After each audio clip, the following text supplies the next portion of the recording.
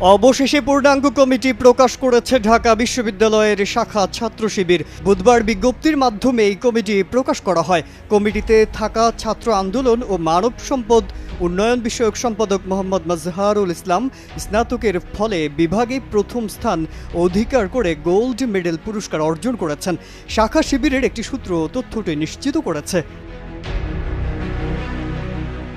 2018-19 সেশনের Islamic studies বিভাগের এই শিক্ষার্থী বর্তমানে স্নাতকোত্তরের দ্বিতীয় সেমিস্টারে অধ্যয়ন করছেন। প্রথম সেমিস্টারে তার সিজিপিএ আউট অফ 4 14 সদস্য বিশিষ্ট কমিটির অন্যান্যরা হলেন সাংগঠনিক সম্পাদক মহিউদ্দিন খান, প্রচার ও মিডিয়া সম্পাদক হুসাইন আহমদ জুবাইর, অফিস সম্পাদক ইমরান হুসাইন, বাইতুল মাল সম্পাদক আলাউদ্দিন আবিদ, দাওয়াহ ও ছাত্র কল্যাণ সম্পাদক হামিদুর রশিদ জামিল।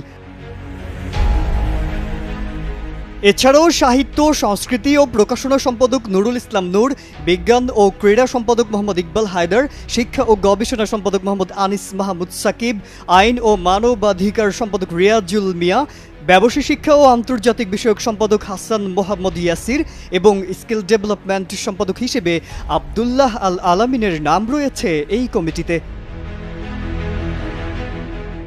মাজহারুল আলম, কালের কণ্ঠ।